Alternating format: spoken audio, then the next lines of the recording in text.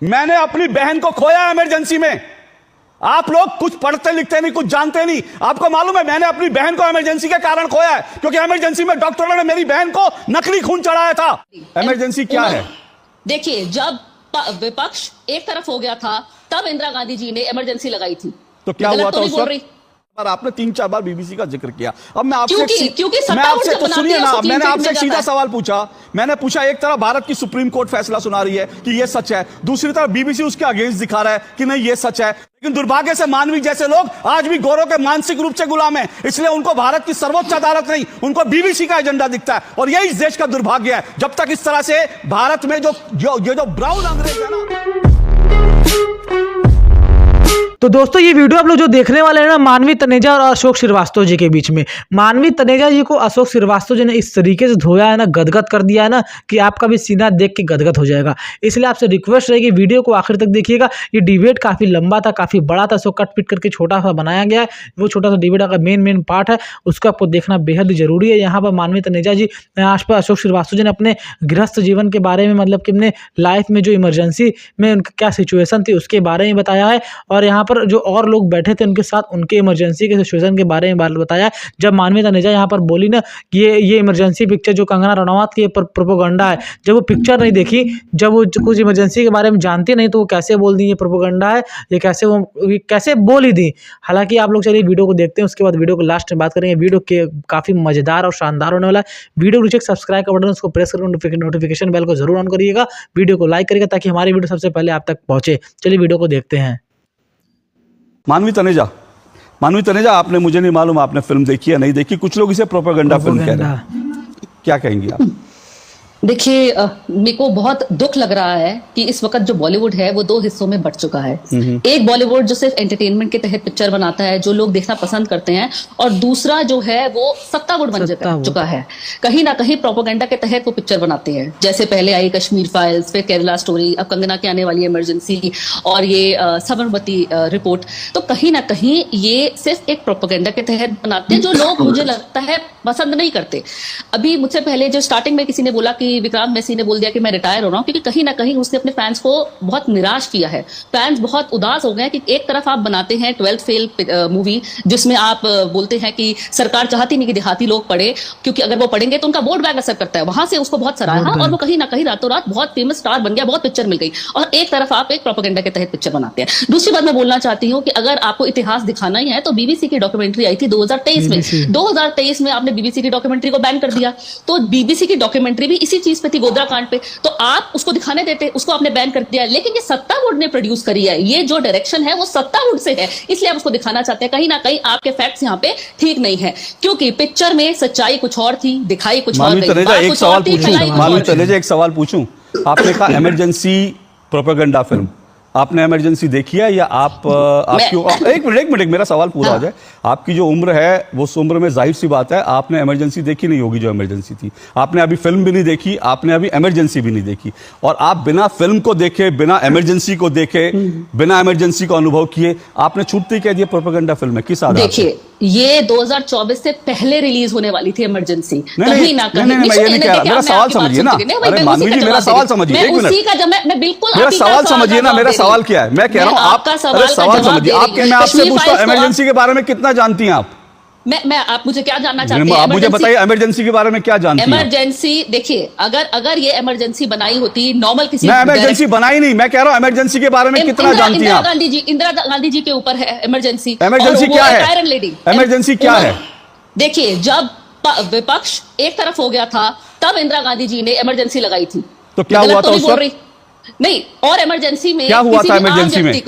अब आप मुझसे पूरी डिटेल यहीं पे ले लेंगे। मैं इसलिए पूछा क्योंकि आपने फिल्म देखी नहीं, आप इमरजेंसी को प्रोपेगेंडा बता रहे हैं, तो आपको मुझे बताना पड़ेगा ना कि इमरजेंसी में ऐसा क्या प्रोपेगेंडा। अगर देखिए प्रोपेगेंडा क्या होता है, सुनिए ना, अरे सुनिए ना, प्रोपेगेंडा वो होता है कि जो सच से अलग होता है। आप ये कहना, मैं आपसे पूछा इमरजेंसी में क्या हुआ था, आप कितना जानती हैं? बता रही हूँ, इमरजेंसी में आम आदमी को कोई दिक्कत नहीं हुई। आम आदमी जैसे रह रहा था वैसे ही रह रहा था। अगर मानवी तनेजा सुनिए, मानवी तनेजा सुनिए, मैं इस देश का आम आदमी हूं, सुनिए मानवी तनेजा सुनिए, मैं इस देश का आम आदमी हूं। एक मिनट आरपी सिंह रुकिए। मैंने अपनी बहन को खोया इमरजेंसी में। आप लोग कुछ पढ़ते लिखते नहीं, कुछ जानते नहीं। आपको मालूम है मैंने अपनी बहन को इमरजेंसी के कारण खोया है, क्योंकि इमरजेंसी में डॉक्टरों ने मेरी बहन को नकली खून चढ़ाया था, और आप लोग कह रहे हैं इमरजेंसी प्रोपेगेंडा है। कितने लोगों की जाने गई थी, कितने लोगों को सिगरेट के बट से जलाया गया था। आपको या तो आप पढ़ लिख कर आइए इमरजेंसी। दिक्कत है, 1 मिनट की आवाज बंद कीजिए, आवाज बंद कीजिए। आवाज इमरजेंसी को पहले जानिए। अगर फिल्म का आपको एतराज हो सकता है, बिल्कुल हो सकता है, कोई दिक्कत नहीं है। आप किसी फिल्म को लेकर कह सकते हैं प्रोपेगेंडा फिल्म है, लेकिन अभी आपने फिल्म देखी नहीं, अभी आपको यह तक नहीं पता इमरजेंसी है क्या, लेकिन आपको ज्ञान देना है कि इमरजेंसी पर बनी फिल्म प्रोपेगेंडा है, क्योंकि आपको चाहिए कि जो है पेड़ खड़ा करके आगे पीछे हीरो हीरोइन नाचे, फूल ऐसे ऐसे मिले, वही आपको सिनेमा लगता है। बाकी कुछ दिखा दो तो आपको प्रोपेगेंडा लगता है, क्योंकि वो आपको एजेंडा को सूट नहीं करता। अगर एक डॉक्यूमेंट्री कोई बना रहा है, इसका मतलब डॉक्यूमेंट्री कोई इमेजिनरी नहीं होती। और डॉक्यूमेंट्री में भारत की सुप्रीम कोर्ट का जो फैसला है, भारत की सुप्रीम कोर्ट कह रही है कि यह चीज ऐसे हुई थी और यह सच है, और कोर्ट फैसला सुना रही है। उस फैसले के विपरीत जाकर एक विदेशी चैनल जो है डॉक्यूमेंट्री दिखाता है, वो नहीं भारत की सुप्रीम कोर्ट नहीं, हम जो कह रहे हैं वो सही है। तो आप बीबीसी के साथ खड़ा होना पसंद करेंगे कि भारत की सुप्रीम कोर्ट के साथ खड़ा होना पसंद करेंगे? अगर इतनी कंट्रोवर्सी हो गई है किसी पिक्चर के तहत, तो मुझे लगता है कि ऐसे सेंसिटिव टॉपिक छेड़े ही ना। अगर लोगों को पसंद नहीं आ रहा, जैसे विक्रांत मैसी ने रिटायरमेंट की, अपनी पोस्ट, हाँ मैं समझ गई आपके सवाल, मैं पूरा लाइन तो बोल दूं, मैं समझ गई आपका सवाल, मैं उसी सवाल पे आ रही हूँ। तो विक्रांत मैसी ने कहीं ना कहीं रिटायरमेंट का पोस्ट क्यों डाला? क्योंकि कहीं ना कहीं लोगों को नहीं पसंद। आज विक्रांत मैसी, मैं वही बता रही हूं, विक्रांत मैसी रिटायरमेंट ले ना ले, वो मेरा इशू नहीं है। नहीं मानवी, मेरा इशू विक्रांत मैसी नहीं है, मेरा इशू विक्रांत मैसी नहीं है। मैंने आपसे सवाल सुनिए, आपने बीबीसी का एक मिनट मानवी एक एक करके चीजें क्लियर करते चलते हैं ना। आपने बीबीसी बार-बार, आपने 3-4 बार बीबीसी का जिक्र किया। अब मैं आपसे सुनिए ना, मैंने आपसे सीधा सवाल पूछा। मैंने पूछा, एक तरफ भारत की सुप्रीम कोर्ट फैसला सुना रही है कि यह सच है, दूसरी तरफ बीबीसी उसके अगेंस्ट दिखा रहा है कि नहीं ये सच है। तो मैं आपसे पूछना चाहता हूं, भारत के नागरिक होने के नाते मिल गया, हाँ कोर्ट से आपको क्लीन चिट मिल गई है, तो आपत्ति क्यों? तो फिर देखने देना लोगों को, लोग फैसला करेंगे। मतलब भारत की सुप्रीम कोर्ट के खिलाफ जाकर कोई विदेशी, मैं इसी को कह रहा हूं, देखिए यही इकोसिस्टम है, यही प्रोपेगेंडा हो गया बात। देखो मैं यही कह रहा हूं, यही इकोसिस्टम है, यही इकोसिस्टम है, और भारत के लोगों को इस इकोसिस्टम को जानना समझना जरूरी है। एक पूरा मामला जो देश की अदालतों में लंबे समय तक चला, सबूत पेश हुए, गवाह पेश हुए, उसको लेकर भारत की सुप्रीम कोर्ट एक फैसला सुनाती है, लेकिन एक विदेशी प्रोपेगेंडा आता है, और विदेशी प्रोपेगेंडा कहता है भारत की अदालत बेकार है जी, हम जो बताएंगे वो सच है। और भारत में, इस देश में लोग ऐसे बैठे हैं जो उस विदेशी प्रोपेगेंडा के लिए तालियां बजाते हैं। ये इस देश का इकोसिस्टम है, और मैं नहीं कहता, लेकिन इसमें प्रोपेगेंडा में बहुत सारे लोगों के बहुत सारे हित जुड़े हुए हैं, और किस किस के क्या हित है मैं नहीं जानता, ये इसका जांच का विषय है। लेकिन आप अगर एक विदेशी प्रोपेगेंडा को चला रहे हो भारत में, भारत की सुप्रीम कोर्ट को ठेंगा दिखाकर, तो उससे पता चलता है कि आपकी मानसिकता क्या है। आशीष क्या है, ओके देखिए दिक्कत क्या है इस देश में, देखिए दिक्कत क्या है। हमारे साथ रावल जी बैठे हैं जो उस ट्रेन में मौजूद थे और जिन्होंने बताया उस ट्रेन पर किस तरह से हमला हुआ।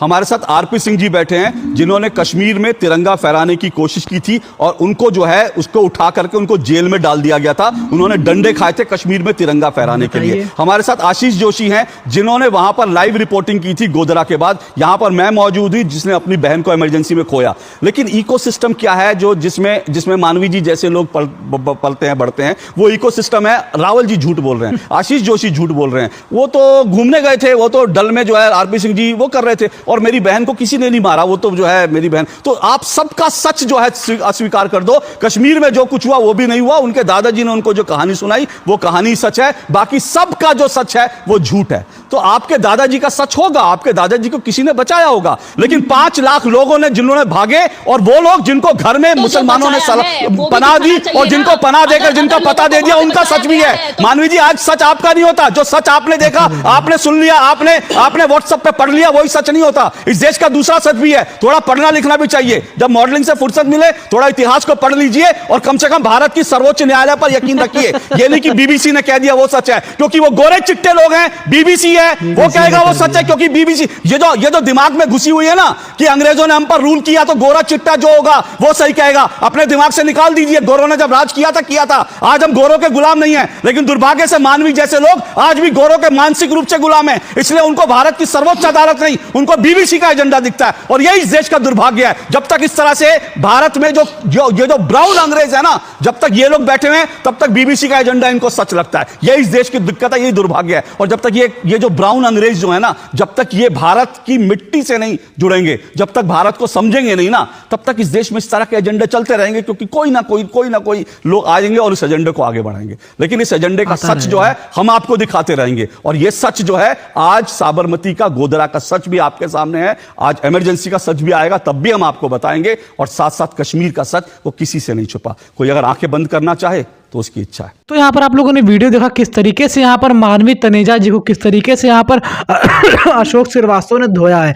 जी हाँ दोस्तों, ऐसे लोग को धोना ही चाहिए, धोते धोते उनको रगड़ देना भी चाहिए। क्योंकि दोस्तों यहाँ पर वो देख सकते हैं किस तरीके से बीबीसी के सपोर्ट में कर रही थी।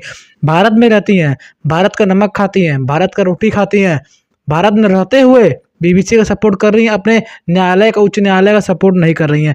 ये बड़ी शर्म की बात है कि हमारे देश में अभी ऐसे ऐसे लोग भी हैं जो भी गौरव से आज़ाद तो हो गए पर मानसिक रूप से आज़ाद नहीं हो पाए हैं। इमरजेंसी का मतलब अभी इनको नहीं मालूम, क्योंकि दोस्तों ये लोग सुख शांति में पली बड़ी लोग हैं। ये लोग को हमेशा आराम दिया गया है। ये लोग अगर एक गिलास पानी मांगना होता होगा तो ये लोग नौकरानी बगल में रहती होंगी, भैया पानी दे दीजिए, वो लोग वाले लोग हैं। तो ये लोग को भी इमरजेंसी, यानी इमरजेंसी में किस तरीके से लोग क्या हो जाता है उसमें, इन लोग को वो चीज़ अभी नहीं मालूम है। मतलब वो चीज़ का अनुभव नहीं है, एक्सपीरियंस नहीं है। जैसे इन लोग उस सिचुएशन में रहेंगे ना, तब इन लोग को वो चीज़ का एक्सपीरियंस होगा ना। जब वो सिचुएशन घर लाइफ में कभी आया ही नहीं, हमेशा मॉडलिंग करती हैं, हमेशा घूमने फिरने वाला शौक है, इधर उधर जाने का शौक है, तो अपना शौक को पूरा करने में जब बिजी हैं तो इमरजेंसी कहाँ से इनके लाइफ में आएगा। और वो इमरजेंसी को ये क्या ही समझेंगी, ना कभी समझ पाएंगे। हमारा आपका इसमें बात करना भी बेकार है। जिस तरीके से अशोक श्रीवास्तव ने गरमा करके धोया है ना, गजब गजब का, मतलब कि अगर चैनल की बात करें तो डीडी न्यूज़ गजब का चैनल है और गजब के यहाँ पर लोग हैं, गजब के एंकर है। और यहाँ पर सबसे मेन एंकर जो हमको सबसे अच्छे लगते हैं ना, ये अशोक श्रीवास्तव जी। क्या सैल्यूट उनको, क्या ये बोलते हैं ना कि अपने बात पे एकदम अटल होकर बोलते हैं, अपने बात को कभी, मतलब कि अगर ये सच है तो सच है, भले ही सामने कुछ भी रहे। भले अगर ये प्रधानमंत्री से भी बात करेंगे ना, अगर ये सही है ना, तो प्रधानमंत्री से भी ऐसे ही बात करेंगे, वो कभी झुकते नहीं है। ऐसे न्यूज़ चैनल की हमारे देश में ज़रूरत है। इसलिए आप लोग इस वीडियो को शेयर करिएगा, वीडियो को लाइक करिएगा, चैनल को सब्सक्राइब जरूर करिएगा। और जिस तरीके से यहाँ मानवी तनेजा जो धोया गया है, आपको क्या लगता है हमें ये भी कमेंट बॉक्स में ज़रूर बताइएगा। साथ साथ आप लोग को हमारी वीडियो कैसी लगती है ये भी कमेंट बॉक्स में ज़रूर बताइए। कमेंट बॉक्स में बताइए कि अगर आप लोगों को दूसरा टॉपिक वीडियो चाहिए तो कौन से टॉपिक पे चाहिए। उम्मीद करते हैं आपको ये वीडियो बेहद ही पसंद आई होगी। मानवी तनेजा जी को, मतलब कि थोड़ा सा क्या बोले, यहाँ पर मानवी तनेजा को ज़्यादा ही बोल दिया अशोक श्रीवास्तव जी ने। और वहाँ पर वो माइक बंद करके बोले, इस वजह से थोड़ा सा ये लफड़ा कम हुआ। अगर मानवी तनेजा का उस समय माइक चालू रहता ना, तो ये लफड़ा और भी ज़्यादा बढ़ सकता था, और भी ज़्यादा विकराल रूप ले सकता था। हालांकि ये अशोक श्रीवास्तव जी ने बिल्कुल सही किया जो उनका सामने वाले का माइक बंद कर दिया। आप लोग वीडियो को शेयर करिए, वीडियो को लाइक करिए, चैनल को सब्सक्राइब करिए। जय हिंद, जय भारत माता की।